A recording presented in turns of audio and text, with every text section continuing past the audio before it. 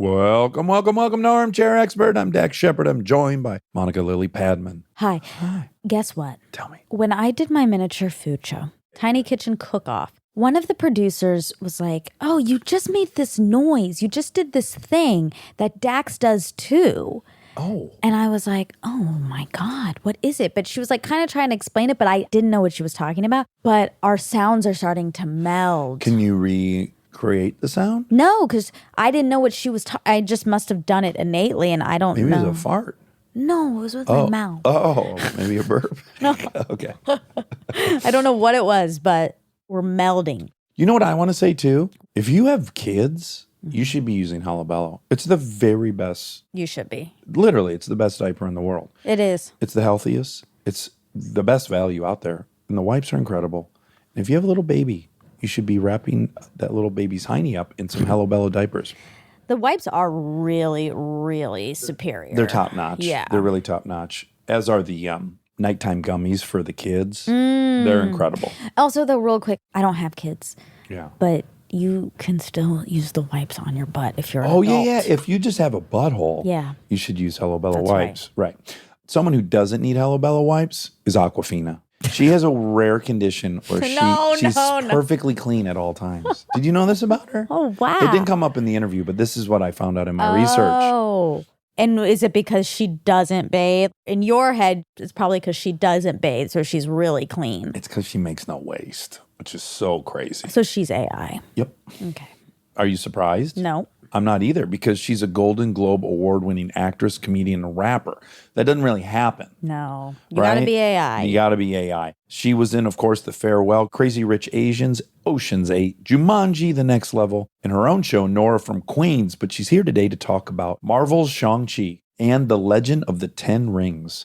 It's a Marvel movie. It looks so good. Yeah. I'm so happy for her. Please enjoy Awkwafina. We get support from Quince. So we've been talking about Quince a lot lately, and as we head into fall, it's the perfect time to reset your wardrobe with their amazing pieces. I think it's so fun to do when the seasons turn over, to just spruce up your wardrobe with a couple specials, and Quince is the place. Totally. We're talking organic cotton, Mongolian cashmere, tailored chinos from just $60. Premium fit and quality you'd expect from a luxury brand designer. I love Quince. You know, I like it understated and subtle, and I like stuff that has high quality. And Quince checks all those boxes. I love a lot of stuff from Quince. Honestly, they have incredible premium denim, which is very important for fall. It's pretty much all I wear in the fall is denim. And Quince has such a good selection of quality denim. Their stuff is so versatile, timeless, and built to last that you just grab every single day without thinking. Right. And all of that for 50 to 80% less than similar brands. They go direct to ethical factories, cut out the middlemen, so you get all that quality without overpaying for it.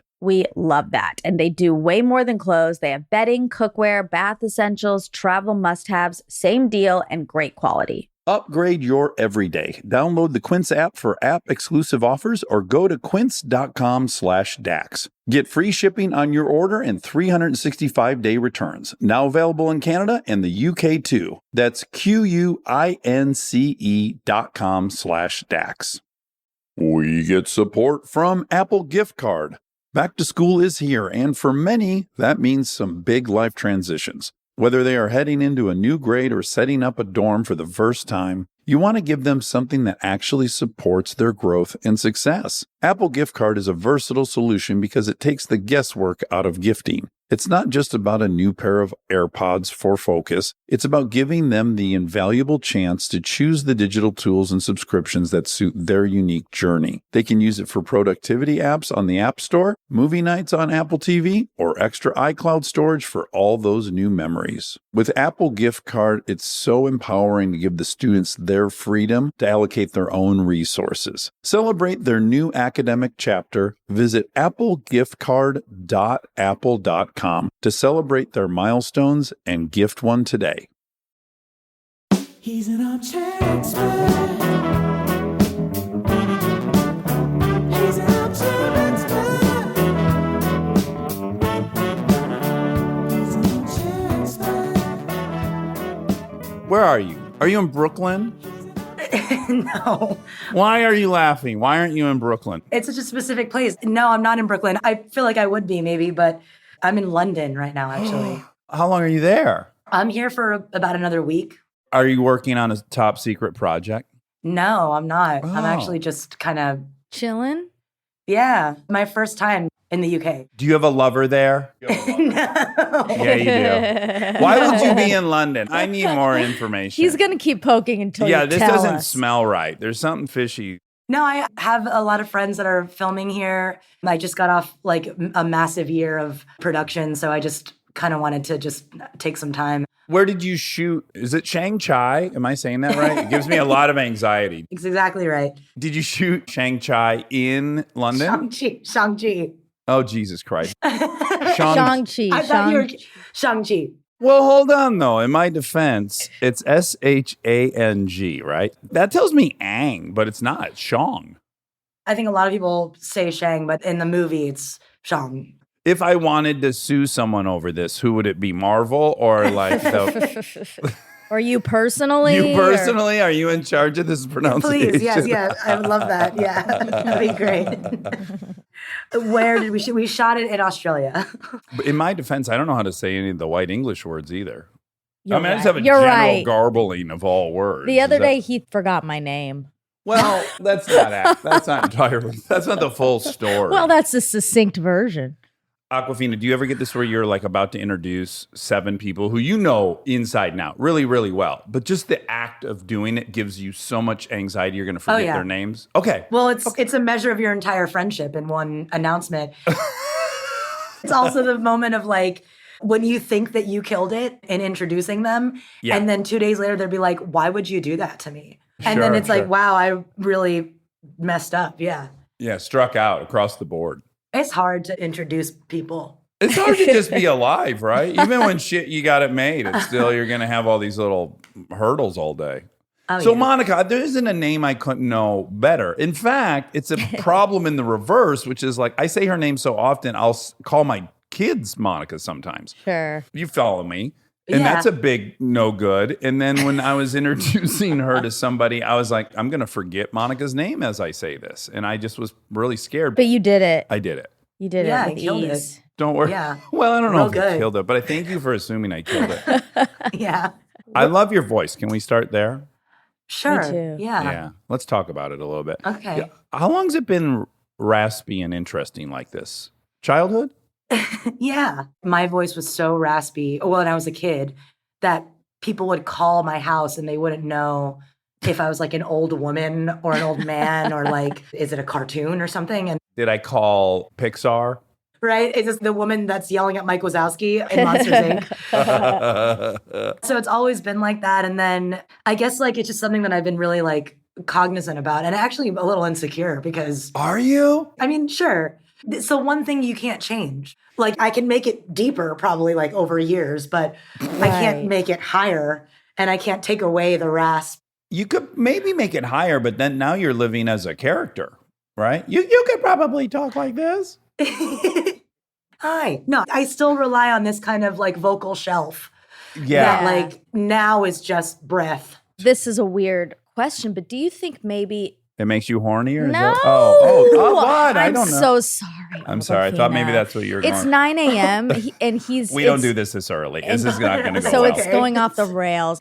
Okay, no, but you know the lady who had the big scheme? She was like Steve Jobs, and Oh. she, Oh, Elizabeth Holmes. Elizabeth Holmes. Exactly. Yeah. Oh, great job with the Yes, name. very good. Wow. Thank you. you Yeah. should never have anxiety about introducing people because you have a great. I know. You know recall. someone's name that you probably saw in a documentary 3 years ago. Yeah. Wow. I do remember her. Yes. But you know, she like purposefully she affected her voice and spoke in like a low voice to be taken more seriously, and I thought that was really interesting. Like, yeah, I wonder if people do take women more seriously when they have a lower tenor. Mm. Do you find that people are taking you super seriously all the time? I don't think they take me seriously. I think it catches them by surprise. I remember that the documentary talked about that. I think it causes people to like be like surprised because I think they often assume that when you see me 5'2" coming at you, Yeah. you maybe assume that my voice will sound higher. And I do know that like when I was younger, like in my 20s, I would drive, and sometimes I'd drive with my grandma, and we'd get into minor road rage incidents where I'm just yelling at people. And I remember very clearly that I would roll down the window and like yell at some guy or something, and just his face was just like, what? Cognitive dissonance, like your face didn't match. Yeah, and his face too. It's like it wasn't even processing like the situation at hand. It was just the way that I was coming at him. That's disarming in a good way. Like I could see where you roll up and you're yelling at me. And at first I'm like, who's this fucking asshole? And then I experiencing something new and I'm like, this is kind of novel and fun. I'm going to remember this exchange and it might even turn it all around for me. I don't know. Well, that's what you'd hope for, right? That's the best case scenario. Did you ever monetize it as a kid? And I don't actually mean for money, but did you call for friends and act like their parents to get them like out of school or justify them being tardy? Because I used to call every morning my senior year. And this is exactly what I do. Morning, it's Dave Shepard. I'm just calling to let you know Dax is going to be running about 5 minutes late. Apologize. And they go, no problem, Mr. Shepard. And I did that every morning. I just called as my dad to my high school. I was late every fucking morning in senior year. I couldn't do it anymore. So like this is obviously after you hit puberty, right? So like you had a deeper voice. Yeah, I had hair everywhere and I was tall.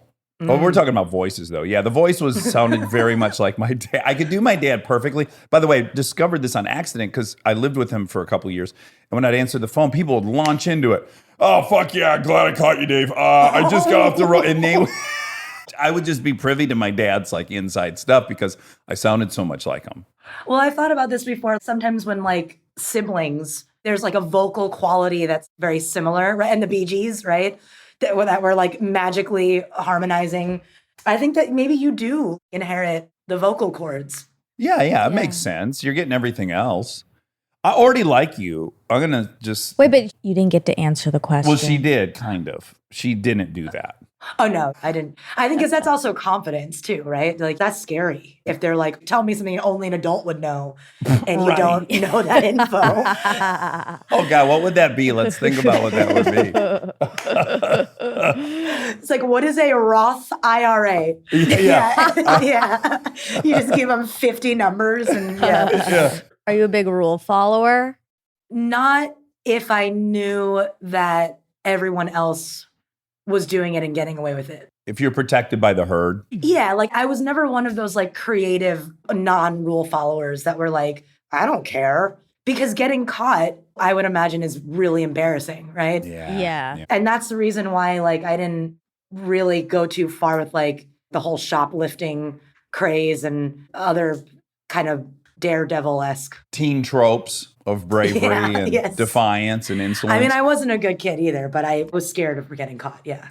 I think you already landed, Monica, right in the belly of what this interview will ultimately be about, which is tons of mixed messages. Like, so my stereotype for a kid that is training in classical and jazz trumpet, that's a very specific kid in my high school. Like, that kid's serious. They were dedicated. They weren't out fucking about. They weren't getting kicked out of class. The trumpet player never got kicked out of class in my high school. So does that stereotype hold at all for you when you were a trumpet player? Like, were you pretty dedicated and serious to that? My whole thing with the trumpet was honestly like I was in band in junior high school and they were like, does anyone want to join? And there were like 50 kids on the drums. And they'd have to rotate. Everyone wanted the drums. And I didn't really like the woodwinds. I felt like it was a lot of air. And I really liked the trumpet.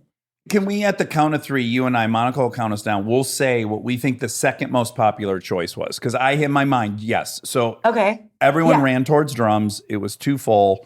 And then they all went to, and then when you count it down? 3, 2, 1. Saxophone. Bass guitar. Oh, that was an option? Electric bass was an option? Guys, this is band. It's not the band. It's band. What's up with the electronics? See, that wasn't an option, and it shouldn't have been an option at your school either. Electric bass? I love the way the saxophone sounds. Well, it's a sexual instrument.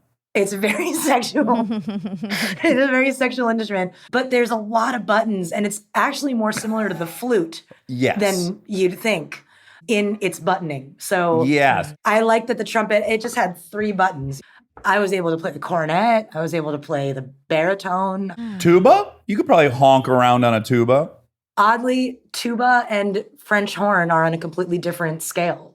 Oh, even though they have the 3 buttons, who cares? Yeah, they're more bassy.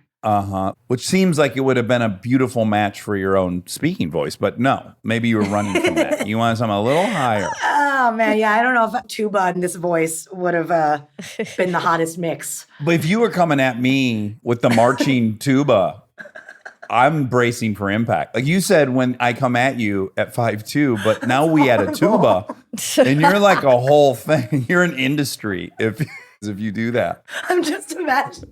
Wait, I'm imagining me like coming in hot with the tuba and just overtaking. And then there would be people that were above 80 yards away that would be like, oh my God, this tuba's floating. Everybody, there's a tuba floating. The tuba's making its way across the football field. It's on strings. And it's just me talking. It's just not even a tuba in my hand. Yeah. I love this imagery. Thank you. Yeah, it's really I love fun. me and your imagination. I think we great. should pitch a cartoon with you as the character. It's just no lines, just Tuba. I don't know that we see her face. It's just the tuba, the bell of the tuba is so huge. it'll be like high maintenance where she carries the story really through the tuba walking. Yes. Oh, wow. Only to Very experience the city abstract. through the This is- eyes of. Clear off your shelf space. You got some Emmys coming your way. Oh, let's go. Yeah. Was there a trumpet player that you thought was radical? Obviously, you have Miles Davis as an option. Loved Miles. I loved Chet Baker, Yeah. Wynton Marsalis. And I was able to like see him at Lincoln Center. I thought that was really awesome. I went to an arts high school where I was probably the best trumpet player in my junior high school. I was probably the least good trumpet player when I got to high school. So I get the thing that you were saying earlier about like the kid. It's just like I went to an arts high school. So it was like we were all that kid. Oh, wow. And then there were more differences, obviously. That seems great about New York. I know so many people that were in some kind of feeder school for some specific art discipline. I don't know. It seems like they've got it figured out there a little bit. Yeah. Can I tell you the 2 best things I read about you today? Oh, geez. Yeah, sure. Let's be honest. It was last night. I mean, I'm so excited to announce this. One of her favorites and influences is Bukowski. I couldn't be more obsessed with him, especially in my youth. He's more problematic now in this Right. lens, obviously. But I still hold on to everything that I felt a connection to while reading him. And then also loved Anais Nin. Or mostly I loved Henry and June a ton. Yeah, I did love that too. I even love the movie. Yeah, who's in the movie? The guy that plays Adam Sandler's dad in another movie. Okay. I forget his name. Yeah. But I like really felt like I hadn't read anything until I read Bukowski and Anais Nin. I discovered Anais Nin because I was hanging out with my friends who lived in Stuytown, and we went to one of their apartment buildings, and there was a stack of books outside, like someone was throwing them away, and they were all Anais Nin books. I just opened the first one of like Little Birds, I think it was called, opened the first page, and I just read this like really descriptive scene, I think of like just a woman just lying there, and I thought it was like so beautiful. Why would they throw them away? Yeah. And I realized it because there had been like a really horrific stain. And I realized this like after, like it was like they were wet and they dried. I didn't realize that till after.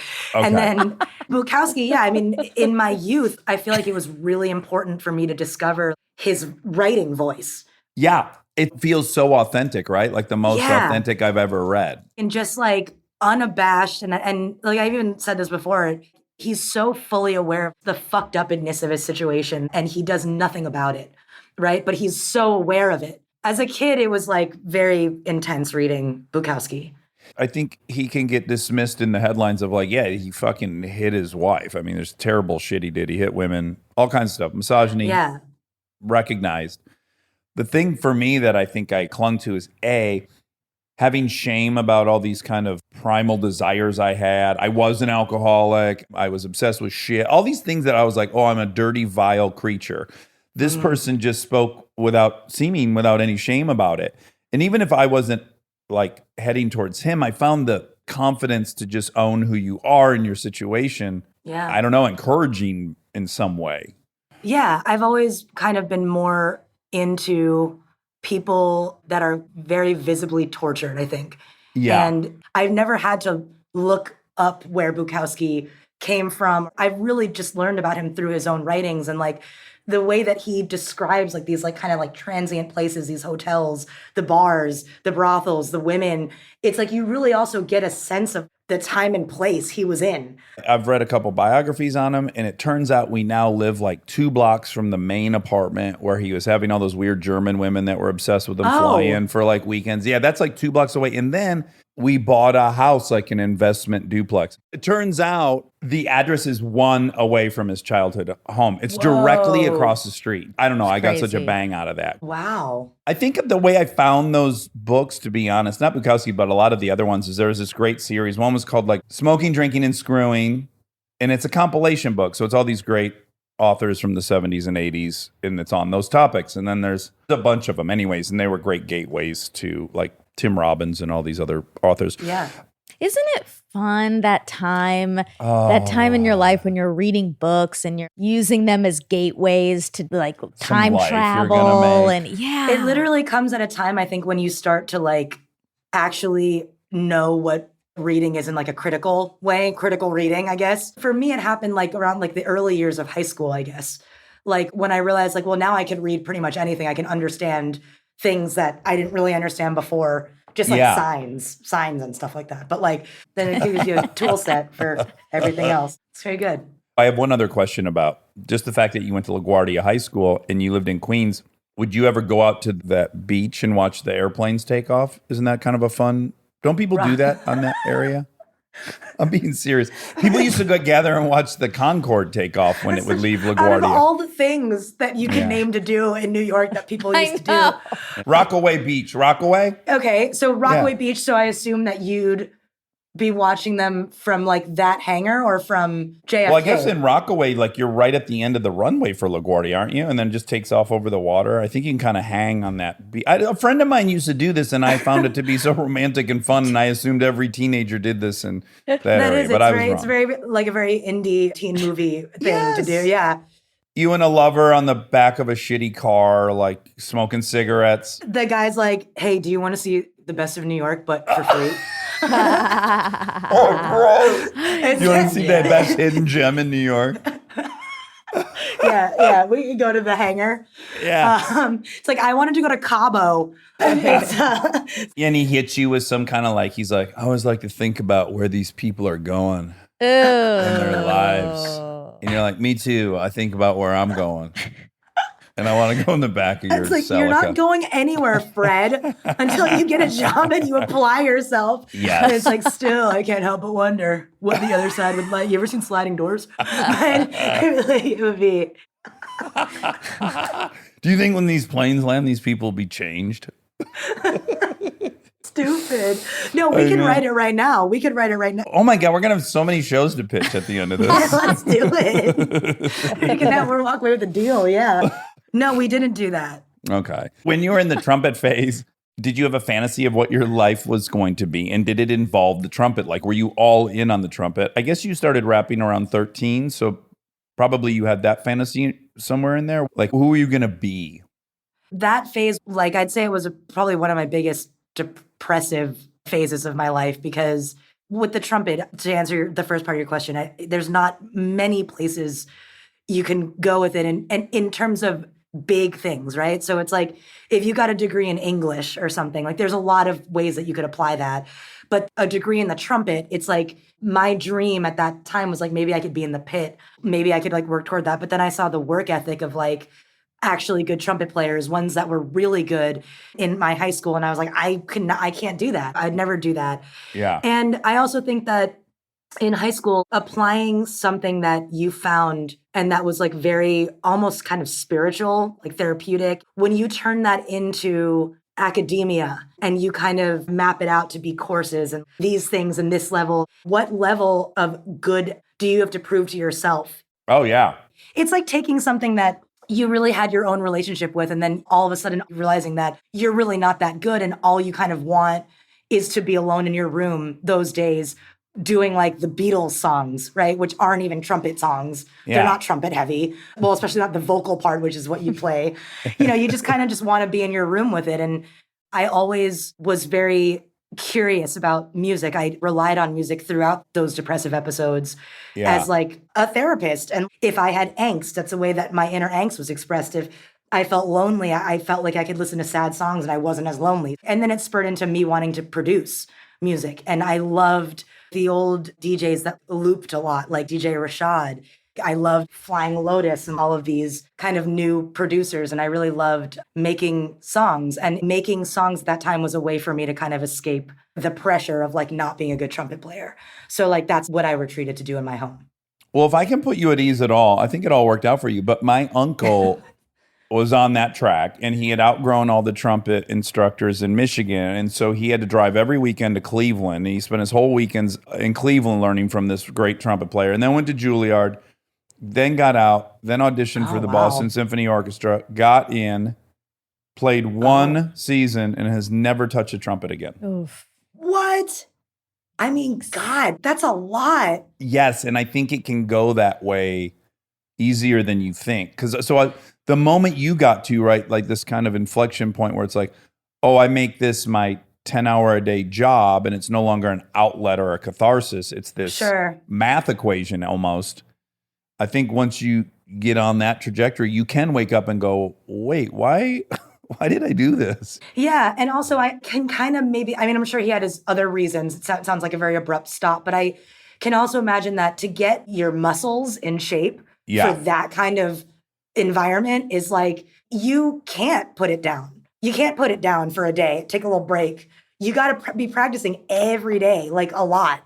Yes, and that's what blew my mind, because, of course, by the time I was old enough to understand the story about him, I was so shocked that he never played it as an adult for fun. And to your point, it pains him so much to play that instrument out of practice, because, like you said, your mouth has to be so fit to do it that when you come off of it, you can't play the way you did, and then you don't even want to play it. Well, yeah, I mean, you turn yourself off. You're like, look at you. Yeah. Your embouchure was so good. All the quality of everything has just diminished, hasn't it? So that's the conversation you have when you pick up a trumpet. It's the opposite of a bike. Like, you do forget how to play the trumpet. Do you play it at all? Like, will you play it currently? Over the pandemic, I ordered a whole new rig. It was the first trumpet I bought since that time in my life. Yeah. And I remember I was getting the valve oil it showed up and it was in the box. And I remember opening the box and like kind of smelling the smell. And I just left it. I just left it like with the plastic all like, and I just like kind of shoved it in the corner. I didn't look at it all pandemic. And then I whipped it out around Christmas time, played Silver Bells. And then I just felt like I was like very like exposed to the neighborhood. I felt like the whole, like it's like the whole neighborhood knows where this is coming from. Yeah. And they know that I'm alone in here and I'm not that good. Right. And it's so Christmas. It's like, it's been a while. Yeah. And it's Silver Bells. I might call the suicide line if I heard someone by themselves playing the trumpet on Christmas Eve. I might be concerned. It wasn't Christmas Eve, but it was very close to it. It was very close to it. Yeah. I do think there's this maybe American ideal, or maybe it's worldwide, I don't know, but that like find something you love and then make it your job. And I don't know that that's exactly right. I mean, it's kind of hard for me to say that because we all did that. Yeah, and it we worked like out. It, yeah. But there's some truth to you lose a big element of it that's sacred to you when it becomes your job. Sure. Yeah. I will say that like with this career though, I feel like even on days when I'm tired or like on days where they're maybe not the best days, like you guys are like looking at me like, what the fuck did you about to say? I feel like I'm still kind of grateful. And I did feel like this a lot growing up. I did feel like I was really preparing myself for a life of constant letdowns, the first one being myself, but also just like sacrificing something for something else. Maybe I'm good at, but I don't care that I'm good at it. It's not, you know? It's not like an identity you want. Yeah. So you go away to college. This part of your story is very perplexing, I guess, until you find out what the motivation was, unless that too is erroneous. But you went to China, to Beijing, to learn Mandarin. Yep. The only reason I second guess myself is that I know that your family owns one of the oldest Cantonese restaurants in Long Island. In Flushing. They owned past tense. My great grandpa came here in like the 1940s and he worked at a restaurant in the Bronx and Inwood Hill. And then he eventually came to start one in Flushing before that neighborhood was Chinese. So Okay. at that time, it was predominantly white. But it was one of the first. And I remember like all throughout my childhood, even when I started to do this, like I'd come across people that used to go there as kids. Yeah. Because its heyday was really like this between the 60s and the 80s. Uh-huh. So then it went bankrupt and kind of Oh, no. ended messily. So I think because I read it was a Cantonese restaurant, and then you went and studied Mandarin primarily so you could communicate, yes, with your grandfather. Not your great-grandfather, but your grandfather and your grandmother? I had a really good friend who was a year older than me, and she was about to start at NYU for Chinese. And she was going to China for a summer program and was like, we had just become friends. So I was like, this is weird that you'd ask me to do this with you. Yeah. But there was something about her I really liked. And I was like, I'm so down to go to China with you. And then we went and I was able to go see where my grandma grew up. And I was learning a lot. There was like things that were familiar about growing up, about the food and stuff. But it was like an exchange program. And Yeah. I really liked it that I then went back to study more, to learn more Chinese. Yeah. You told a really funny story on Kimmel about it, but you were writing for some government-sanctioned media outlet and you were reviewing restaurants, but you really couldn't give anything less than a 5 out of 6 stars. Yeah, it wasn't necessarily shady. I'm pretty sure that there are other practices that are similar. But no, I went to this one restaurant and it had just opened. No one was really ready for customers, right? Like, not just that they were like new, it's just that they literally weren't ready. They're like, I had a chain in my thing. And then like, and everything just like wasn't. They weren't there. Yeah, especially because I was going to restaurants that were like, really, the service was there, everything was there, like the food, all that. There was care, there was heart. Yeah. And then I went to this one, I was like, no, dude, they don't even want people to be there. Right. And then they were like, no, they do. A lot. You know? So immediately, I guess, when I think of you doing that, like Monica would have never done that because Right. she kind of was running from being Indian in Georgia. Like, that's not my thing. I'm an American cheerleader. Mm. Were you distancing yourself from your Asianness, or clearly not? If you were willing to go do that, it doesn't seem like you were trying to like distance yourself from that. I think that I had a weird relationship with it growing up. I think that anyone in this country who is a kind of a dash American, right, is going to feel a degree of otherness. Yeah. And I think as a result of it is like at home, I felt like there was like this world that really no one at school could understand, and vice versa. I feel like I would come home because I was raised by my grandma, who was kind of a generation above. And even that generational gap, it was like, instead of learning mascara, right? Like, it's just the benefits of witch hazel and glutamine powder and whatnot, right? So there were things that I felt like I had to fill in the gaps myself. Yeah. And like, what really is identity when you don't feel Asian enough, when you don't speak the language at home, and then when you go to school and people call you ching chong all day. Yeah. So it's yeah. like really, how do you feel? And so I think all of that really led me to that period of not only China, but the trumpet, nin, all that, because I really felt like I'm not fitting into any of these identities right now. What are the things that I feel like speak to me? I mean, I think that you really, really have to do that work for yourself, because if you let the world define you at a young age, you're going to essentially walk around invisible and just at the kind of hands of whoever's be in front of you and whoever they want you to be, if you don't have that sense of self. And I think it's something that you really continue to work on, like even now. I'd be interested to hear like your experiences with it, Monica. It's ever evolving. I'm just now coming to the point where it's like, I'm a little more curious about some of those things I totally closed the door on. Same. Yeah. I definitely always feel like I'm still making that up. Yeah, there's a gap that you're always going to have to try to make up for it. Stay tuned for more Armchair Expert, if you dare. We are supported by Walden University. You know that feeling when you've been thinking about making a move, going after the degree, the promotion, the thing you keep telling yourself you'll get to someday? Walden University is built for that moment. For over 50 years, Walden has helped working professionals get the W, the knowledge, the skills, and the confidence to create real change in their careers and communities. Their programs are designed around your life, not the other way around. With tempo learning available in select programs, there are no rigid schedules or set weekly deadlines. You move at your own pace. And Walden's faculty aren't just academics. They're practitioners who bring real-world experience into everything they teach. From your first class to career coaching and beyond, Walden is your partner the whole way. Take the first step and learn at a pace that works for you. Visit waldenu.edu. Walden University. Set a course for change. Certified to operate by Chev.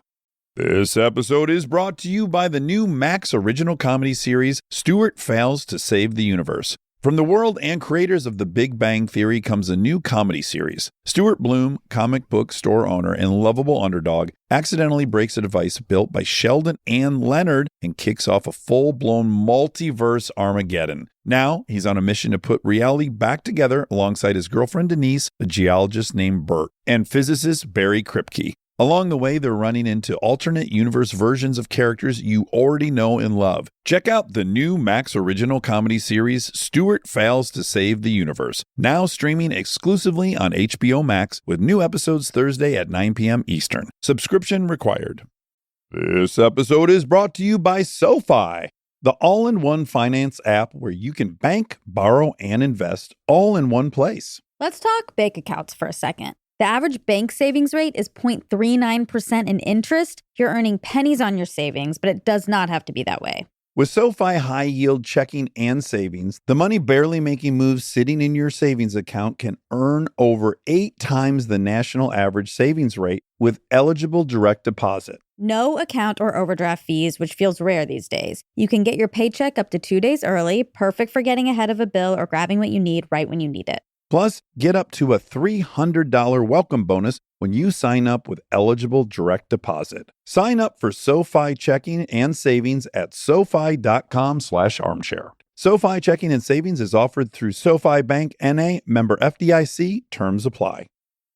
This episode is brought to you by ServiceNow. Look, I have my dream job. I get to talk to folks I admire like crazy and ask them virtually any question that I want to. I can't imagine a better way to spend my time. But even dream jobs have some not so dreamy parts, the stuff that gets in the way of the actual work. Now, that's where ServiceNow's AI specialists come in. They don't just tell you what you should do about your busy work. They actually do it, start to finish. Cases closed, requests handled, no extra work for you. So you and your team can focus on what matters most, which for me is, are they obsessed with male bodies on the same level as I am? They never are. To learn how to put AI to work for people, visit servicenow.com.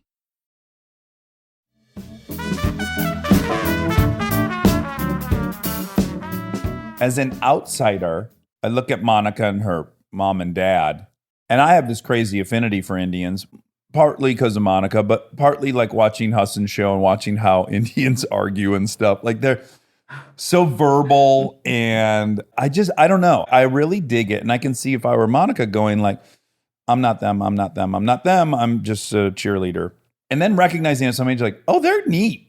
Like they're cool. Yeah. I come from a cool history of, I mean, the Indus Valley is the earliest civilization other than Mesopotamia. Like there's all this neat shit, and it's a pretty heterogeneous population, which is fascinating. And I don't know, I can see where I'd just be like, oh, no, there's some magic here too I want to infuse in me and incorporate. And I think that it's weird when that realization comes. I think that like we're not really put in a position to be proud of that stuff when we're young. It's just really hard. Like the world really isn't set up to make us feel like we're supposed to be okay with that.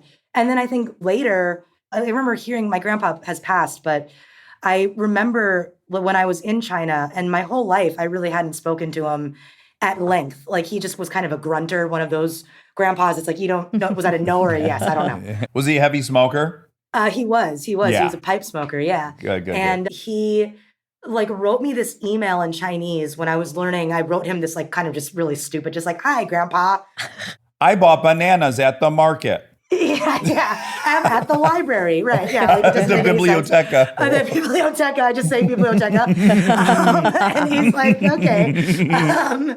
But he wrote me this like really long email, and I didn't understand some of the words, and I translated it, and it was like so eloquent. There was such thought and like poise and elegance and like beautiful use of the language, right? I was like, God, I didn't even know this man was capable of thinking like this, because my whole life it's been nothing but, oh, okay, that's it. And so I was really struck by that. That would almost make me really, really sad that my grandpa went to a place where his elegance and wordsmithery and all this that he had was invisible. Yeah. And that's exactly what my grandpa went through. He was a scholar in China. When he came here, he kind of had to work in his dad's restaurant. And I remember he got a taxi medallion in the 60s and he'd get beat up all the time and he'd just wait. And my grandma would catch him just reading at JFK in the taxi line. He would never take people because he just didn't want to do it. I mean, it's sad, but it's also a story that is not rare within the immigrants that came over at that time. It was really hard. I gotta say, I was coming to terms with some stuff last night watching you. Like I watched your Saturday Night Live episode that you hosted, and you were telling this really cute and profound story about having gone to 30 Rock when you were a kid because Lucy Liu was hosting and she was like your hero. I found myself really breaking down like, what is going on with the view of Asians? Like, what is it? And I think one key component is there seems to be almost no sympathy for Asians. And I think it's because in general, they've performed well here. Like Asian immigrants in general have found their way into middle class. They come as professionals quite often. We have this stereotype that Asians do well. They're great at school. They get into the universities. So there seems to be no like acknowledgement of their struggle. I think because they've succeeded in, again, this is the stereotype of it, but I think there's something to that. I don't know. What are your all's thoughts on that? You're defining the model minority myth. So that's an actual problem. It not only ignores the struggles, but it ignores actual real groups of people that are not doing well and are in need of like the most help in terms of poverty, in terms of resources, in terms of the things that they go through. And that myth ignores that part of the community. And it's one of those things that I think Asian people argue all the time is harmful way of looking at it. But you're right. That's why stereotypes are bad, right? Yeah. Because they perpetuate kind of this non-full scope of reality. Yeah, I think I'm not excusing this. I'm just attempting to explain how all this is happening. But I do think when you're like a parent and you're trying to get your kid into UCLA, I went to UCLA and it was majority Asian. And as a parent, all of a sudden you're like, well, I don't even think my kid can compete with those first generation kids. Like their parents are going to work them to the bone and they're going to have a 4.04 when they get out of high school. They're put in a position where they're evaluating Asians as competition, which I don't think that the hegemonic group, the white group in America, looks at other ethnicities with that same sense of like competition. Oh, I'm going to get displaced by them. Yeah. I mean, I think it's tricky because they're not looking at the generations that came over. Well, they're not looking at Southeast Asians that are in Detroit that are struggling. But even still, like what Awkwafina's saying about her grandfather, like he's a scholar, then he comes here and is in the taxi line. Like, but you're looking at the kids underneath that. Uh-huh. So you're not looking at the full picture. I mean, I think it's hard to say. I mean, could there be any other scenario in which an entire race would think that they have to be pitted against this entire group? Like, I think it gets a little funny and it gets a little weird when it does go into that, because also I can fully say that like I wasn't one of those kids, right? Like I grew up with definitely immigrant parents that like didn't work me. I do think that there has to be context and kind of these social observations. I think the context for that goes back to like kind of what Monica was saying. There's an immigrant story happening. And there tends to be this kind of belief that when you come over, you want to do right by your parents and you want to work hard in school because how much they sacrifice to bring you to this place, to give you a better life. There are definitely different sides. I'll keep it personal. I was watching you, and then when you said that about Lucy Liu, I was like, oh, wow, yeah, I've not seen any Asians host Saturday Night Live. Yeah. And then I go, why haven't I noticed that? Like I would notice if there had never been a black host. So why didn't I notice that? I guess I was like grilling myself. Like, why are you telling me that is my first realization that, oh yeah, there aren't Asian hosts of Saturday Night Live. You haven't put them in a quote oppressed That's category. right. That's what I'm saying. And then I realized like, oh, what a bizarre burden to bear when people actually think you're thriving And so one, not even think about where you're at and how underrepresented you are. But then, of course, as I'm starting to think about it, I'm like, oh, fuck yeah, Asians are so underrepresented, even far more than I would say Indians at this point. Yeah, I mean, I think it's also just it's just painting with such a broad brush that's like, oh, Asians are smart, Asians, blah, blah, blah. It's like that's the main problem, in my opinion, is that we just do these big lumpings of like, half the world is exactly. Asian, but we're going to call them one thing. It's just not true. And what you said that your parents didn't push you, like I have a brother who is definitely not The typical stereotype and friends that aren't. When you start to get to know people really, you see like, oh, none of this is true. Well, I think the great thing about America is it'll make any ethnicity lazy over a few generations. Like that's an encouraging part of the power of this country is that we will all be mediocre, might you be know, after true. a few. I'm sure the shepherds were super industrious at one point when they got here from Scotland or wherever the fuck they came from. Oh, man. Man, can I float a really scary one out there? Oh boy. Okay. Oh, no. Well, no, I would want your permission. This would be a total exploration. It could sound crazy and bad, but it crossed my mind. I think, again, so it's on anyone who's buying into the stereotype, but I can imagine where it almost feels a little transactional for immigrants from like India because you're going to a university and you're going to be a physicist, or if you're Asian and you were let in for the school system, there's this sense that, oh, maybe it's transactional. Like maybe there's not a desire to be an American, but maybe there's a desire to be a professional or make a lot of money. Or does that make any sense? I'm scared saying all this, but I'm wondering if there's some people are assuming something about the motives of Asian. But why do people want the motive to be anything other than that? Yeah. Like, why shouldn't people come to be a professional and give something to this country? By the way, that is why they came. That's what I was going to say. Like, that's literally how we were formed. Yes. Right? With, like, I think that the immigrants changed over time.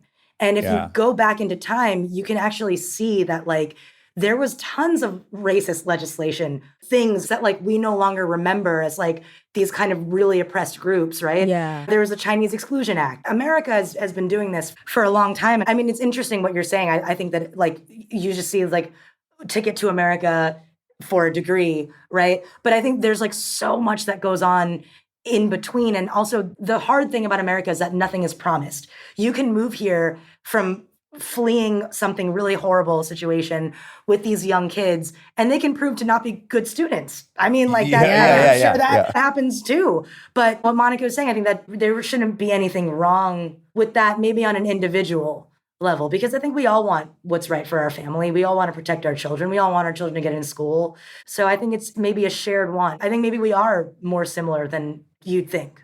Yeah, we're all fucking human. That's so obvious. And all these things are definitely mental constructs. But then I guess it was interesting for me to have that experience last night where I'm like, oh, that's a problem that hasn't occurred to me. So then I'm just kind of in the rabbit hole of trying to figure that out. That's a really interesting question because I didn't realize how much I needed Lucy Liu until I saw her in Charlie's Angels and realized that she was like really kind of flung out of nowhere in terms of like what she was doing on screen, the way that she was being featured. I was obsessed with Lucy Liu. And I remember there was like this one red carpet interview she did where the guy was like, "Are you in the movie?" And she was like, "Yeah, just a cameo." And I remember like I didn't even know what a cameo meant. And I was like laughing along with it because I was like, Lucy Liu is so funny and charming. But then I realized what a cameo was. And I was like, no, she wasn't a cameo. And when she gave that SNL speech, she was like, "I'm the first Asian American woman to host this show." And I remember being like, whoa, that's crazy. And when I went, I knew I wasn't going to see her, but I just wanted to be like near her. I can't even explain it to you today, what that was. But it was like, I wanted to bear witness to it. Absolutely. Be present. Yeah, and it just like I think it was an impulse that really came out of nowhere. I don't think that it was like, well, I should do my due diligence and watch this episode. It was like, whoa, like this is nuts. Yeah. It's like an emotional response to something. Yeah. Instead of and part of that intellectual. identity searching probably that's like pulling you there. Oh yeah, definitely. I mean, Margaret Cho was very impactful for me at seeing her. You want to see people that look like you doing things that maybe you're not good enough to do, but it's like you're so different than anything I've ever been served. This is fun. My parents are in town currently, and we were just talking about this last night. We were at dinner and they were talking about these Indian CEOs and basically just like, wow, Indians have done so well here. And they were proud of that. And I did say, I said, well, I think that's probably going to start going away as these generations age out. And we just have like all these Indian Americans that are going to be way more Nice and average. lazy, yeah. But we were talking about the difference in like why in some of these cultures you're able to rise above. Part of it is English. Like my parents were like, in India, English is a language you learn in school. It's part of it. So when you come here, you have that skill. You have an accent, but you have the language skills completely. Yeah. That is a huge It's a benefit leap forward. Yeah. because then they're able to, communication here is such a big deal. Like if someone can't communicate, you're just like, you write them off. Mhm. And I do Right. think at the Asian cultures, there can be that boundary, which is why with your grandfather, when he came here, I'm sure he has the ability to rise up in the ranks of school Well, it or really whatever. affected him in every way. It affected Yeah. how he looked at himself as a provider of Yeah. the family, as a man, Yeah. as someone who wanted to really start over. He couldn't. And it also, interestingly enough, my grandma will say it's a pride thing because my grandma worked in a hospital and she worked with like all kinds of nurses from like all kinds of different backgrounds, mostly immigrant nurses that spoke English. And she learned English from them and was speaking English like at an amazing, alarming rate before my grandpa did. So my grandma would speak for him. Kind of emasculating. Mhm. Yeah. And that added to it. So I don't think that it was like he was incapable. He didn't want to Right. lend himself to it. It was very much like the old country kind of thinking, right? Yeah. Like this is a new place and I'm grown. But yeah, the Yeah. language has a lot to do with it. When you were over in China, I did a movie with Michael Pena and we became good buddies. Yeah, he's great. He's Yeah, awesome. he's phenomenal, but he's told me many times about when he goes to Mexico, he's looked at like he speaks Spanish, but he speaks it with a US accent, right? So and then the way the Mexicans look at him is like he thinks he's hot shit, which of course he doesn't think he's hot shit. But it's that area where it's like you're in Queens and you're not fully Queens. And then you go to China and I would imagine you might think like, oh, I'm going to feel like I'm home in some way. And then Yeah. there, did you feel like, oh no, I am an American to them? Yeah, I totally did. And not only to them, to me, like I felt like I really didn't make sense there in that context because my friend that I went there with was white and she knew more Chinese than I did. So it was a constant, like, why isn't she talking? Yeah. Constantly. Yes, And yes. I dated a non-Asian person there Uh-huh. and he lived there and like worked there. And they'd be like, why doesn't your woman speak to me? And I was just like, okay, first of all, I could be Korean, right? It's like there's other Asian countries, y'all. Like, why you assume that I am what I am? It's like another level of irony that the only people that are speaking better Chinese than you, aside from obviously Chinese people, are American people, right? Yeah. Like it's like all these people that are learning at Beijing University, and you're just like, I love a Coca-Cola. So I didn't feel like it translated there either. But it was challenging, maybe in a way that I enjoyed because I really had to sink or swim out there. Yeah. I'm curious, you get home and you go to college in Albany. I just want to know, again, where you were setting your sights. Like, was it going to be music at that point? I think it's like you just kind of go with life until it happens, right? Like I can't say that I was both a passive figure or an active figure in what happened to me, essentially. I can't say. You were active in creating my vag, but then you're completely passive on what the outcome of that is. Yeah, of course. You don't know the outcome. And it's like, are you in control of the timing? Was it the right time? Is it always right place, right time? Are there a bunch of people that should be a lot farther along, but they just didn't do it? Then you get into semantics of that. You really don't know. When I was going to college, I didn't get into any college pretty much. Like I was such a bad student. I had to take gym, summer school. I had to take the earth science regents, which is the most basic science. Like I had to take the regents. I failed it 3 times. So I was a horrible student. I remember going to City College, which was a CUNY. It was a little bit cheaper and it was local and they have great schools in that program. I went there and I remember the woman just was like, I didn't get your application. Let me see like your report card. Gave her my report card and she was like, you didn't do well enough to get into this school. And I was like, ow, like that really hurts because it's like you're telling me this in person, like in front of me. Yeah. It's not just a paper, like an email. You're not worthy. Yeah. And also, it's like, are you even the person? Because, like, I feel like I'm in this office. I didn't do this the right way. You're not delivering me this news the right way. Like, all of this, it's doomed from the start. Like, what the fuck? Yeah. I came in to get my license renewed. Why are you telling me I can't go to college? Yeah, it's like, am I at the DMV? Are you just someone? Yeah. And so I remember going to school and I went to China and I applied for SUNY Albany while I was in China, saying why I was there, apologizing for my past school records. And I got in. Like a day later, it was like, you are so in. And I was like, did I have to just go to another country and tell you that like I had like some gumption? Yeah, some worldly ambitions. Yeah, so I got in and I chose journalism. And I remember that period was hard because I was used to doing music for more than half of my day in band class and going to a very arts-centric community school, all that. And going to then kind of just a really massive state school. And because I took that year off to go to China, I was in a school with like people that were like younger than me. Yeah, a year same. younger. Yeah. And it hurts less in college, but like, I mean, in high school, being held back. So there was a lot of things going on. And that's really where I started to realize how much I needed to make music. When I watch my Vag and I see you on SNL and I just get to know who you are, I see a New York kid. Like I have a stereotype as well for a New York kid. My friend Leslie Arfin, she's like for me the prototypical fucking New York female, like tattoos, ex-junkie, skateboarder. I have a stereotype about that as well. And then so I'm like, oh, I'm putting you in that category in my head when I see you. I'm like, oh, this kid is a very New York streets kid. And that seems to be the loudest thing for me when I look at you is this inextricable New York vibe that kids get when they grow up there. Do you know what I'm saying, Monica? Yeah. Like cool and a point of view, too adult in a great way. Yeah. I had noticed it in other people. I love that about other New Yorkers. Yeah. All right, now we really got to make up some time. This was so exciting. yeah. I really enjoyed this. Well, this is the point. This is the point. Your album that you released in 2014 is called Yellow Ranger. Yeah. All right, next question. No. What was I love it. It's good. So I was friends with Margaret in the late 90s. I moved to LA and she was very much in this comedy scene that I was in, this kind of alternative comedy scene. And it was required, I think, maybe that's not the right way to say it, but I could see where for her it felt very required to be acknowledging her Asianness a lot in her art.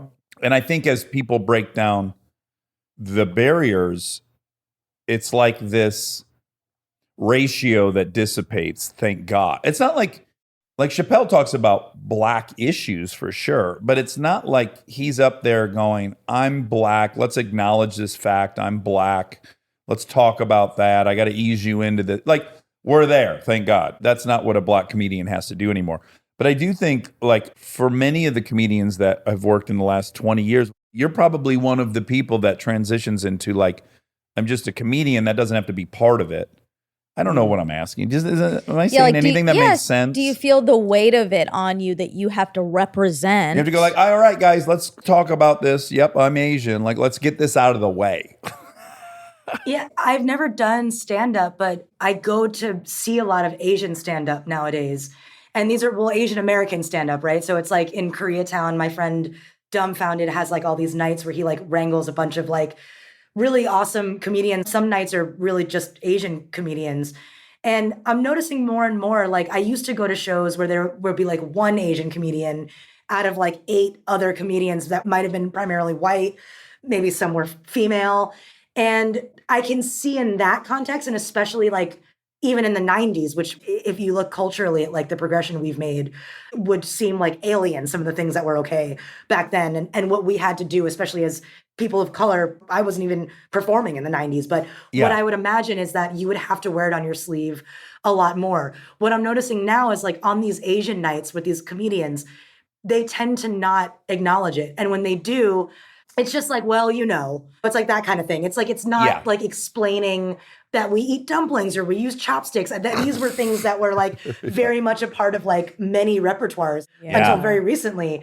I think now as there's becoming more, and I think that there is this kind of like wildfire aspect. The same reason why I felt magnetized to see Lucy Liu. I think there's a lot of young people, especially in comedy right now, that are seeing that it's possible. They're in LA. There are all kinds of cool open mic nights. And it's like prompting people to just be artists and Yeah. not really have to be held accounted for like, well, you didn't talk about Asian stuff. Because I also think, interestingly, and I'm sorry if I'm going off, I don't think that they were forced in even back then to address Asianness in a way that you'd have this kind of sketchy white producer that's like, but you're going to talk about the Asian thing, right? I mean, maybe some were, but like, I think some of them, it was like kind of this unspoken thing that they felt forced to. And I think also the annoying thing is that you're in a position where you feel like you have to address it because you're the only Asian person. And then you have people like yelling at you because all you talk about is Asian, right? Yeah. So it's like, well, how am I going to win in this situation? It's like, I can't talk about it too much. I have to talk about it. It's weird if I don't. Yeah, like you're in a catch-22 because comedy is your perspective and your story, as is if you're a writer, you write your story. Being Asian's part of your story, but what part of it, for sure. maybe not the degree that the white audience wants it to be. Who knows? Right. I think the reason I asked is I thought about this over the years. At the time it was happening, it seemed normal. But now over the years, I always think about this. I used to work for General Motors, the car company, and we were doing this car show and we were in Texas and there was an engineer from Texas and he was Asian and he had like a good old Texas accent, right? And when he'd get up and address all the journalists, first thing he'd have to say is like, I bet you weren't expecting this voice to come out of this guy, you know. And it was amusing to people, like in their stereotype or whatever their archetype of an Asian, it did not have a Texas accent, right? So Sure. And what it really, like, I've always think about, oh my God, that poor guy, every time he got up to talk about his specialty, which is engineering a car, he had to go through this whole thing about being a Texas Asian dude. And what it really is it's just representation because there's not Asians with Southern accents on television. You're not aware of them. Guess what? Right. If people aren't on television, you're kind of not aware of them if you grow up in Detroit. So all signs more and more and more, but in my opinion, point to, yeah, you need examples of everyone and you need representation Absolutely. because that's what's fueling the stereotype. I mean, and you know what? I'm going to be honest. Like when I see Asian people with like a really intense Southern accent, I feel like I'm just like, that's so cool. Monica's mom, Nirmala, she's from fucking Savannah, Georgia. She moved Yeah. there when she was 4 or 5. Oh, Yeah, she is a full-on Southern accent. So when I She met has them, a full-on Southern accent. well, I didn't she notice didn't even it. know, which is great. I also grew up in Georgia, but not Savannah, more Metro Atlanta. So I don't have one, but Savannah's South. So Right. she has one, but I just grew up listening. My dad has an accent too. He's an Indian accent. So I'm just hearing all Right. these different sounds basically. And when I met them in that order. I met Dad. Dad spoke first, and that's on brand. And then Yeah. her mom speaks, and she's like, "How long y'all renting this house?" And I was like, "Whoa, oh, this is great." Yeah, but I didn't even know. Then Dax was like, "Oh my God, you have such a strong Southern accent." And I was like, "She does?" Yeah. Like I Yeah, didn't yeah. even. Yeah. I grew up with a girl who had a Scottish dad and like didn't realize that he had an accent, you know? Yeah. Right. Yes. Yeah. It's just like, because you just grow up with, Your parents' voice is white noise at some point. Yeah, true. well, yeah, it sounds like to Charlie Brown. Yeah. Well, that's the first negative thing associated with white. You know, we're always talking about how everything bad is black. Yeah. White lie. White noise. Well, no, white lies White- like bullshit. That's kind of I like, know. oh, it doesn't White count if noise it's a is white good lie. though. Yeah, white noise is kind of good. No, it's I like- bad, right? It's oppressive. It's ever present. Your brain recognizes it as a distraction. You file it into, I'm not going to listen to this. Oh, that in some ways it's bad, but also it's a machine you put on at night to go to sleep, and it's Oh, soothing. that's nice. You're right. You're right. But if it was called black noise, like, oh, well, you don't even hear that because it's black noise. That would be, we'd be like, oh, that's negative. Yeah. Anyways, I Yeah. think I just found the first negative All white right. connotation. It's still not the best. We're discovering things. We're blazing new trails. Whitehead.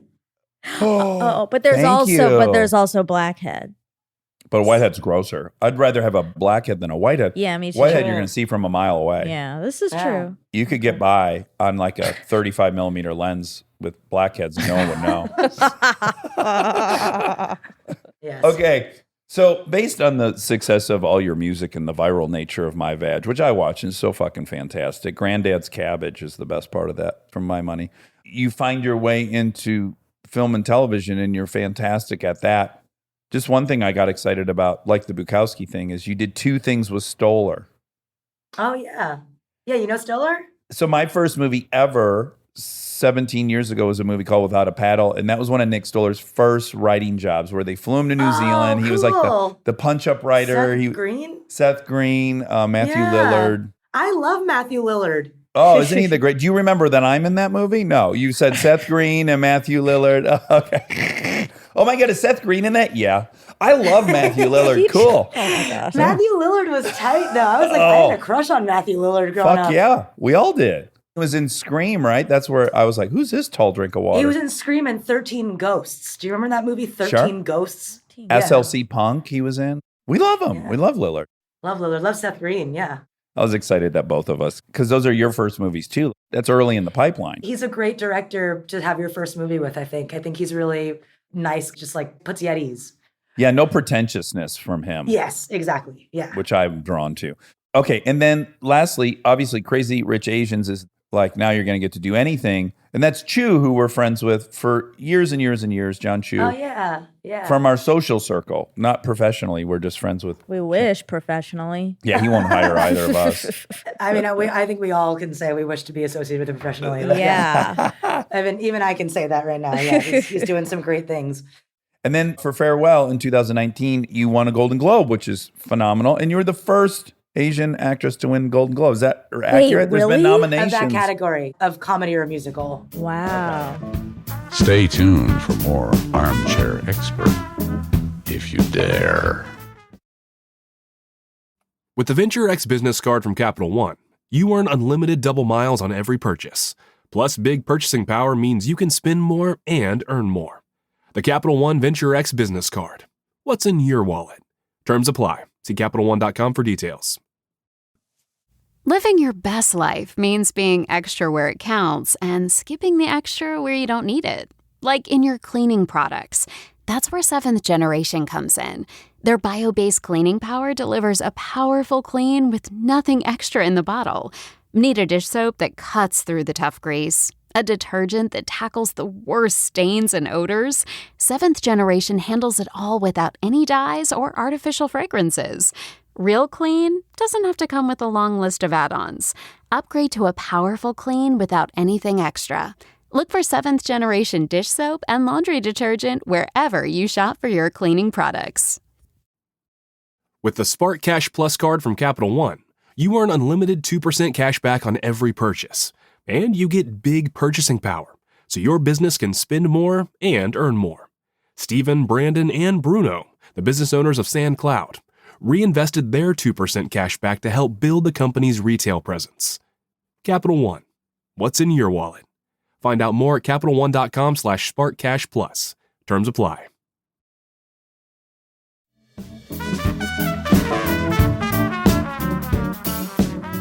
All right, now let's talk about why you're here. Marvel's Shang-Chi, The Legend of 10 Rings. Am I saying 10 correctly? Yes, it's like 10 rings. Yeah. Yeah, no, you're doing so good. Yeah. Okay, Great. first and foremost, I watched the trailer last night because obviously the movie's not out. It comes out September 3rd. Everyone should see it. But I was like, fuck yeah, Marvel's going to try Kung Fu, basically, for me, from my growing up watching this. This is the first martial arts version of a Marvel movie, yeah? I think so, yeah. You don't look pumped on that description I just give. I can see your face and you're like, what's he saying? No, no, you're right. Everything you're saying is true, yeah.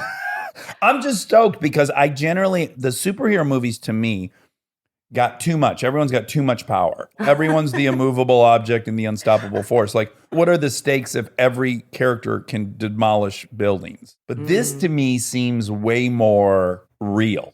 Yeah. You know what I'm saying? It's not like this character's not going to fly to another planet at any point and chat with Thor, I don't think. Not specifically, no. No, okay, great. What's the history of this Marvel? Was it a graphic novel? Was it a comic book? Shang-Chi was a graphic novel from like a couple decades ago. It's kind of a fixture within the comic universe. It has a history that is more complicated. There are other characters that are in his family. But what's different now is like Destin, the director, wanted like a different take on what this story would be. So it's totally reimagined. Uh-huh. And I think that it's like for Asian kids, like if you're not thinking of like Bruce Lee and like that whole era of kung fu movies and martial arts, there is a disconnect between the way that Asian American kids, I think, are able to feel like actually connected and proud, right? Of like that kind of martial arts of Yeah. that kind. And I think this movie like really displays it in this like really different way that feels modern, but also is very, very rigidly derived from like traditional practices. And it makes you feel like proud Yeah. to come from a culture that like invented that stuff. So yeah, he is definitely one of a kind. In your ever-changing identity and career direction, have you sat and thought about what it is to be in a Marvel movie? I guess, have you prepared yourself mentally at all for like the leap generally one takes once they're in those? Oh, I thought you were talking about like the fandom. Well, that's an aspect of it for sure. Yeah, I don't know even what that process is like. I think that I'll soon find out, right? But like, I haven't really prepared. Do you think that I should? What do you think I should do? Like, That's a great question. I haven't been in one, but I've had friends that have gone to the Stratosphere, and that's a very specific ride. And it seems to be pretty isolating. so is a lot of aspects of, It is, right? yeah. It's this huge fantasy and it's so wonderful. And then also you're like, well, where the rubber meets the road, I'm sitting in a hotel room most of my year. Me too. By myself. It's been a long time since I did what you do now, which is like you go to movie to movie to movie. But there's like this wonderful novel aspect that I really liked, and maybe a fantasy about who I'm going to be in Australia for 6 months. That's kind of fun. Like, I'm going to go down there and I'm going to surf or whatever the fuck you told yourself. Sure, yeah. That part, right, is all romantic and fun. And then also, like, you're alone a lot. You're spending a good chunk of your life with people that you may or may not see ever again, which is its own weird thing. There's like loneliness attached to it, I think. There's always loneliness. It's like you have to really want to do it, right? Because there's not a lot of other things other than that want, that passion that will keep you in a hotel or alone, away from your family. It's the rush, right? Like I don't think I'd find myself in a position I don't want to be in, but there are sacrifices to this lifestyle. It's not necessarily attributed to just these projects, but this is what I've been going through, even my Vag days, going to Tacoma to play a show by myself. Yeah. Things like that. So it's like, yeah, it's isolating. You get used to that though. I also just want to mention that you have your own show, Nora from Queens, on Comedy Central. If you had to say like what you're getting the most satisfaction out of the process, is it like the Marvel movie or is it doing your own show? You've got to sample a lot of different fun things now, and I'm wondering which one you're finding most fulfilling and which one you want to pursue going forward the most. I find most fulfilling the ability to move through spaces that are really different, projects that are really different, adapting to them, and not feeling like because I'm EPing my show that I can come on to a movie and act like I'm the EP, right? So it's like that humility and knowing your place. And for my show, it's just really special because I'm able to understand what goes behind it. Because as an actor, you could be doing tons of movies. You don't know what's going on back there. Yeah. There's a lot. I just want to learn more about that process. But I imagine you see yourself as a creator of stuff, not a utility player that I call you and I plug you into something. It sounds like you probably want to be a part of shaping a perspective. Yeah, I don't mind being the call me and plug me in sometimes. I think that's how I got here. Yeah. It's how you buy an apartment. Right. But it's also if the phone stopped ringing, would I just wait or would I generate my own content? And it would always be, I would self-generate my own content. Oh my God, the last thing I have to say, I just have to say it before I go. The other stereotype I found myself confronting while watching you on Saturday Night Live in particular was I think what some of us older actors have where it's like, wait, this person's a YouTube person? Like they, right? And so I was like, what does that mean in my head? Why do I hate that? Yes, why would I care if somebody got popular from YouTube or not? And then I was really thinking about it and I was like, yeah, why is there more pride in having gone into a room and read in front of somebody and that person gave you an opportunity versus like, I'm at home, no, I'm going to give myself an opportunity. Like I should admire the YouTube trajectory into this industry far more than I do like move here, wait for someone to call you, then go into a room with 80 people and do your thing. It's just so weird I even had that residual brattiness, I guess. It's an age thing, I think. Yeah. I mean, if you're saying that about YouTube, you've probably used it differently than a lot of the early kind of creators. They used to call YouTube Asian Hollywood because Asian people were like blowing up on there. Yeah. And they were in a place where they really had no place in mainstream media. It was all there. So I think for some people, it was needed. I mean, I love that technology. I bless that technology, right?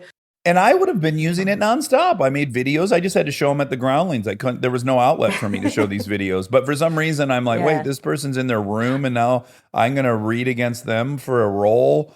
There's like a knee-jerk, new technology thing, I guess. But when I really broke it down, I'm like, it's way more admirable to have created your own thing and not waited for it. Well, I mean, before you say all that, I still have to do the other stuff too.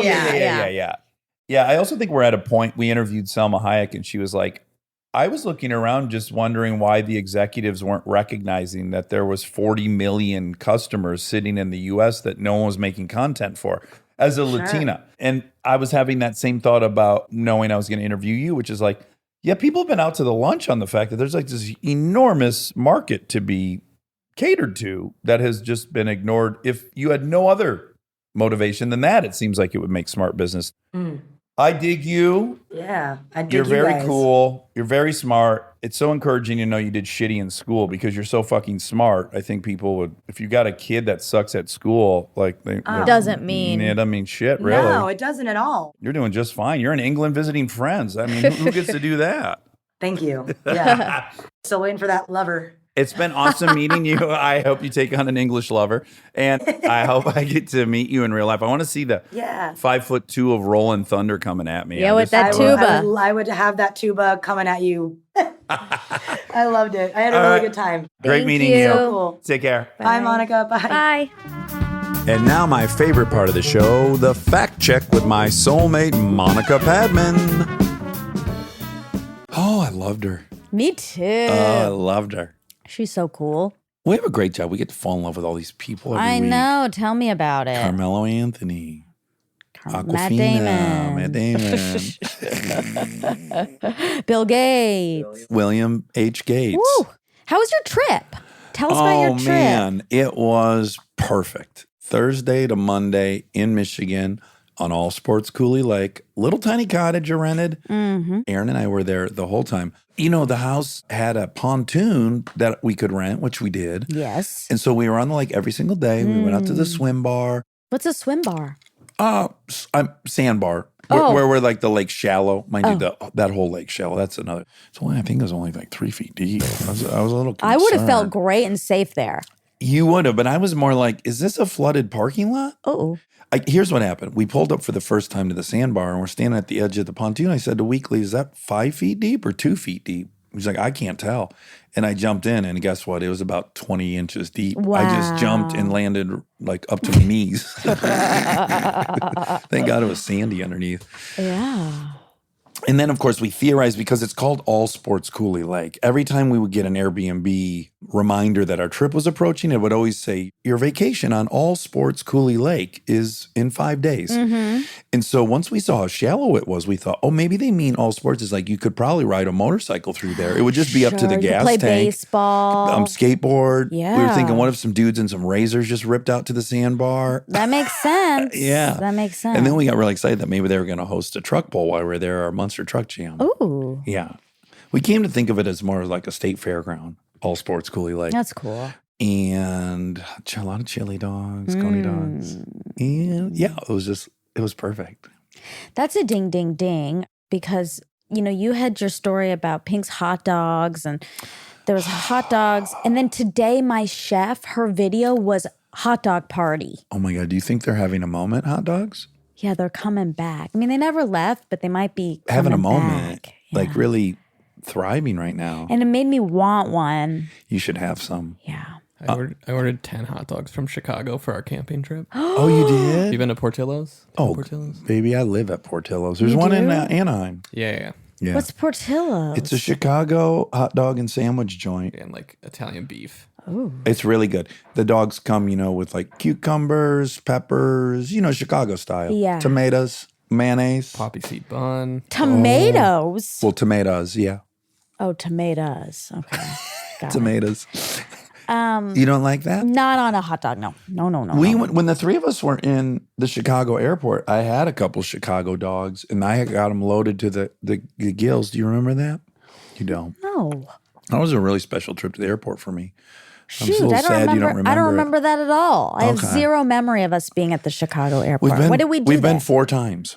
4 times? Yeah. 4 times at the Chicago airport? Yeah, because we had a live show in the wintertime, so we flew in, flew out, and then we were back there in the summer.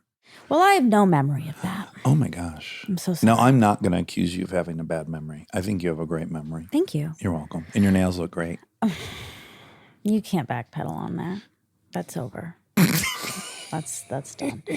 But I do have a horrible memory now. I can own that, and I don't like it, but I have to accept it. What? That I have a bad memory. Oh, that you have a bad memory. It's really bad. It's gotten so bad, and it's because of my long cold. My long cold is affected by... we both have a long cold, which is not long COVID, but It's it is not long cold. COVID because we've gotten lots of tests, but we've had a cold for like a month. Cold is long time for sure. And it's a long cold. I got to go back to the nails for No, 1 second. the nails didn't go well. It didn't go well at all, but I just thought of something that I would really have responded to. Okay. Okay. This is a peace offering. Okay. This is my olive branch.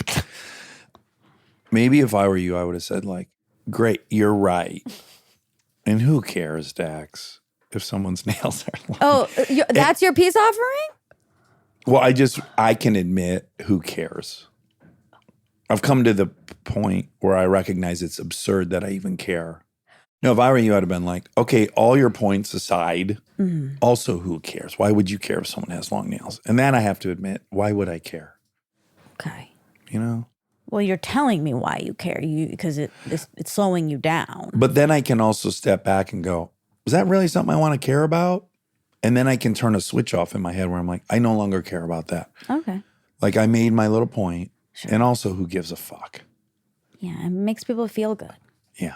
I want people to feel good and pretty and like they don't have to work. I'm teasing. That was a little joke I slid in. Yeah, but it was too soon. Yeah. It's not, when you're doing an olive branch, it's not the time. Put mud all over your olive branch. It's covered in mud, the olive branch you gave me. Okay. I tried. I'm sorry. Okay. Oh, I got to add one thing. Okay. You know About what? nails? No. Okay. I'm all done with nails. And yours look beautiful. And I don't give a I don't want you fuck to what look the at them. history is. What do I care?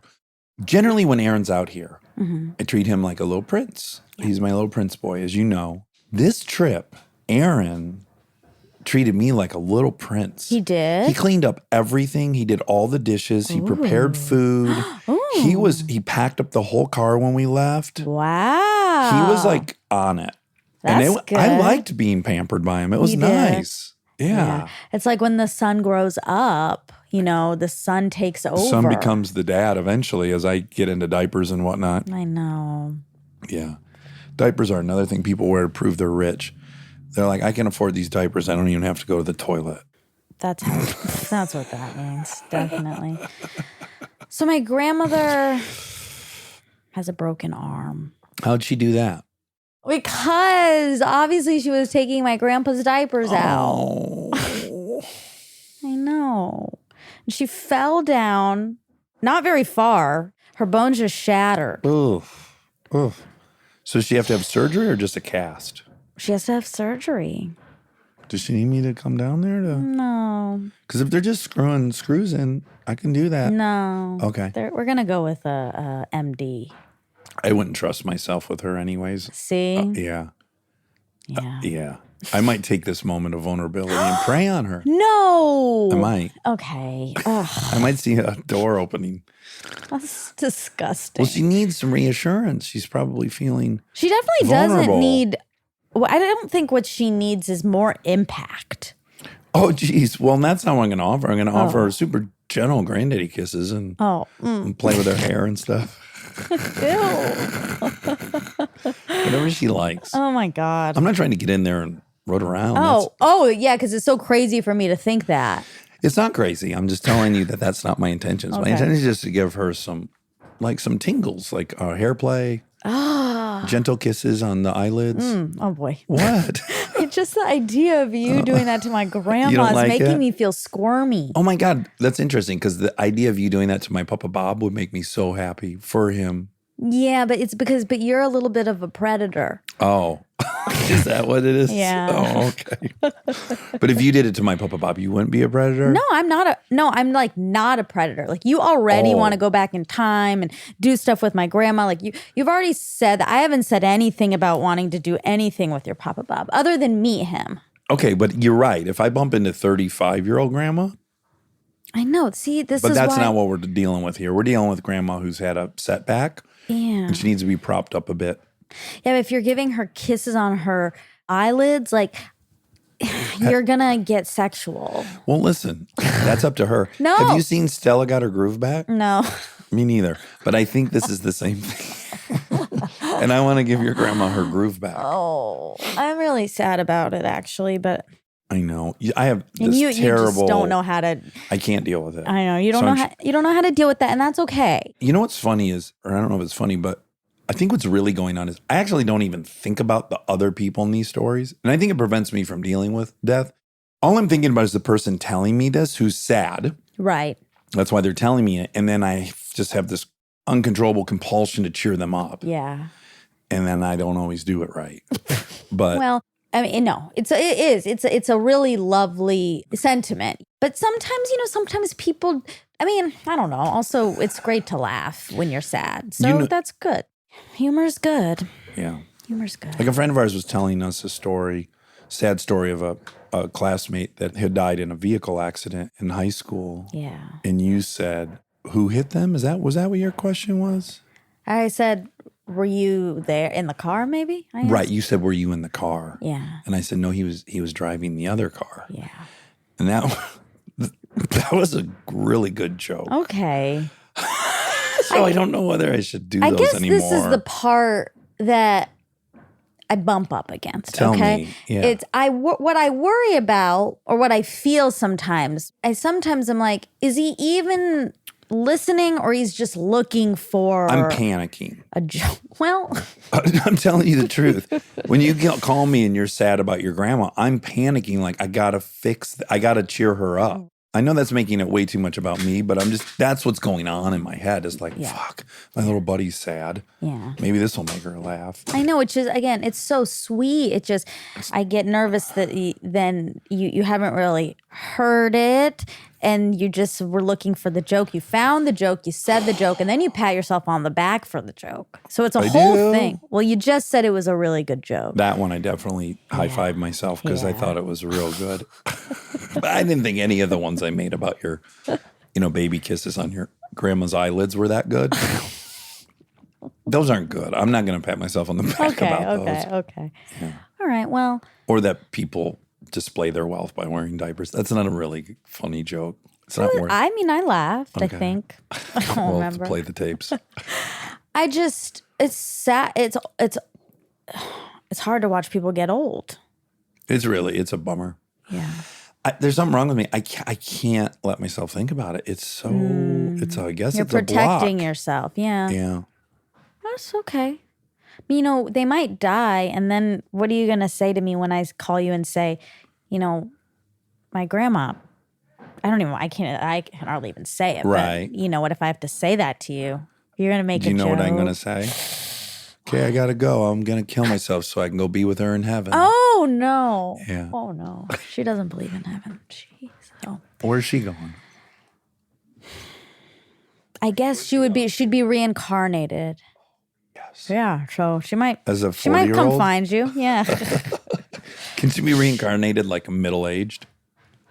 I can't wait 18 years, and I don't even want to have sex with an 18-year-old once she's 18. I need her to be like 30. I don't know. She might not be a human. She might come back Even as better. a dolphin. God. Oh God. Dolphin asparagus. Maybe all roads, this has all been leading to I'm going to have a little swim one day in the Bahamas. And I'm going to see a beautiful dolphin. Do you get to keep any so body out of part when hand. you're reincarnated? Like, will her eyes be the same so I can recognize good her? question. I don't know. Can I tell you my issue with reincarnation? Sure. Mathematically? Sure. if you go back, 400 years, the world population was like 100 million people. So if those people died and they're like reincarnated as, what happens is there's not enough people to be reincarnating all the creatures. There's just been such an explosion of creatures that I don't understand how it maps out with like the original 10,000 people who were going to get reincarnated. How did that grow to 7 billion? That's the part that doesn't. I guess some are new, right? Like, well, that's a reincarnated person, a reincarnated snail has sex with another I don't know how their organs work, procreate. But yeah, they have sex with another reincarnated snail, and then they make a new snail. That's a new guy. Don't they just make a snail that another new dead person's about to occupy? I think sometimes they're new. Okay, that's weird. So that's part of it. So some things are new and a lot of things are reincarnated. God, I just don't know enough. But we need an answer to that because that could alleviate the whole problem. And sometimes you don't get, like, at some point you ascend far enough and you're done. Where are you at then? Dead. Just permanent blackness or some fun plane? No, I think you're just dead. Dead after that. You're dead. I can't live in a world where I don't like spend some time with your grandma in her prime. I can't accept that there. Okay, well, you don't have to accept that. You can believe whatever you like to believe. Yeah. Okay. Whatever makes you happy. Okay. Henry and June movie. And she said she thinks Adam Sandler's dad in another movie. Perfect. And Fred Ward plays Henry. Okay. And Uma Thurman plays June. Fuck yeah. Great June. Yeah. How many Asian people have hosted SNL? So this is in 2019, and there have been 6 Asian or Asian American hosts in the show's history. But Awkwafina is the first Asian woman to host SNL in 18 years. She was. Right behind Lucy Liu. And then Sandra Oh has done it now since. We didn't talk about this, which I thought was cool, because I know she talks about it in every other interview. I thought it was cool that you didn't talk about it, but her real name is Nora. Yeah, I didn't want to do that. Yeah, I know, which I think is cool. Oh, thank you. I had watched so many interviews with her beforehand, and it just seems so fucking laborious for her to have to keep talking about. Like, who gives a flying fuck? Here's her name, Awkwafina. Yeah. Right. I guess for me, the only reason it was notable is because her show has her real name has her name in it. And I didn't know that her name was Nora. So when I heard that, you were like, why'd she pick Nora? I was just like, oh, that's her show. Okay. But then it made more sense when I knew it was her name.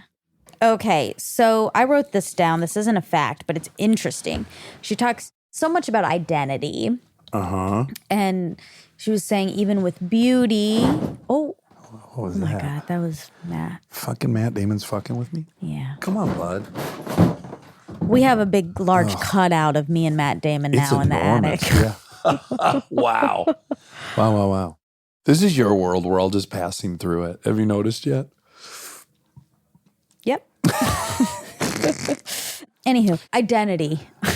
And she was talking about beauty, and it reminded me that I love beauty videos. And all I do to wind down is watch beauty videos, Vogue beauty secrets. Sometimes I watch what did blah, blah, blah eat in a day. I get down rabbit holes. Some actor, what did an actor eat in a day? What did Awkwafina eat in a day? Oh, wow. I would watch that. I want to know. Have you like drilled down into what about it appeals to you? I have like a old operating system still that I've had since I was much younger. That's like a little voyeuristic. Okay, yeah. Where I like escaping into somebody else's life. I mean, fantasy life. Yeah. So I still have a little bit of that. So when I'm watching people do their beauty routine and stuff, it's almost like I'm like that. Like I like seeing what other people's lives are like. Yeah. Interesting. But would you be able to watch it with non-celebrities? Would you be as interested in as like Jane from Oklahoma doing her makeup? Well, I'm more interested in the skincare, but yeah. Whatever the thing is you watch, if you swapped out a normal. I don't know. I guess it would depend on if I thought they knew what they were doing. If I thought beautiful. No. They don't have to be beautiful, but like if they've like done research on the stuff, okay, then I would. But not just any person. I imagine that these people that I'm watching, they have like facialists. So they have tricks and tips. I'm also in the market for tricks and tips and shopping. Right. And especially with the food ones, I get really like, oh, wow, they have this smoothie in them. Then I start thinking like, I'm going to do that. Right. And then I don't. Yeah. And I don't think they do either, to be quite honest, but that's okay. I'm trying to think if I do anything that's the equivalent of that. I guess I watched guys on my Instagram do stunts on things. Yeah. Like stuff on motorcycles. And there's a group of guys. It's kind of a movement that did not exist 20 years ago, where guys on Harleys now are doing a lot of stunts. And there's guys on full dressers, like saddlebags, the whole accoutrement, riding these fucking 12 o'clock wheelies on these 800-pound motorcycles. Wow. And I look at it and I just go, I'm not brave enough to do that. And anytime I see something I'm not brave enough to do, I'm innately interested in it because I'm just afraid. And I like to watch things I'm afraid of. God, I hate to bring it back to the nails. Tell me. But don't you think that's incredibly impractical what they're doing and silly? Oh, completely. But it doesn't point to a character defect. Laziness and resting on wealth to me is a character defect. That's what I think it does point to one. I think it points to recklessness and having no satisfaction. Oh, wow. Yeah. That's a cruel interpretation. It's Well, the exact so's same being as lazy. cheerleading. No, it's the exact same as cheerleading. It's ultimate control over one's body. And it's impressive. Okay. Right? No. Like I would look at your state champ cheerleading video. Clearly an adjective I could use would be reckless. But that's not a negative thing for me because something's reckless. What decides if it's reckless or not is whether they land that wheelie or you get caught by those people. And when they land that wheelie and you get caught, you go, it wasn't reckless. They have the fucking skills. And it's so impressive. Okay. So the beauty videos, she talks about like in her house, there was like witch hazel and like glutamine powder. And that's so strange, but it's so funny because those are in now. Oh, yeah. Glutamine powder. Yeah. And witch hazel, like everyone uses witch hazel. It's such a great product. Oh, it is? Yeah. But it's just so funny, these things that you're like, ugh, like this is different. They can end up making their way into the zeitgeist. Yeah. I've been having that realization lately as I'm reading people's books, generally guests we have. Quite often I think like the job isn't even necessarily to be novel, but a big job is just to keep reissuing these truths we've learned over the last 3,000 years. And people aren't going to go read a book from the 40s. So if they found something real clever in the 40s, someone in 2021's got to put it in a package we will then consume. So sometimes you're just trying to keep the knowledge we already have alive, I think. Yeah. That's all. That's everything? Yeah.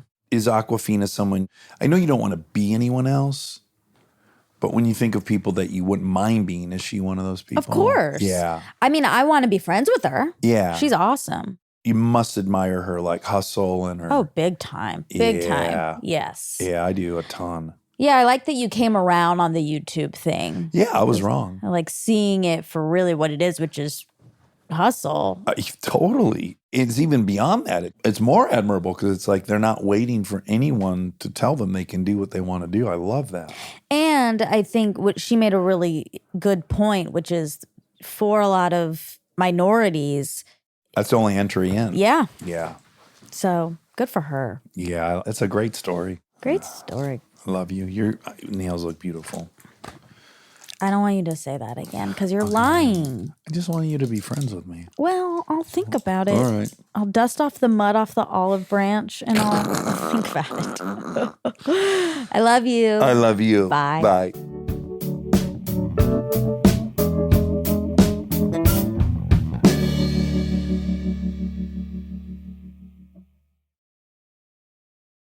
We are supported by Allstate.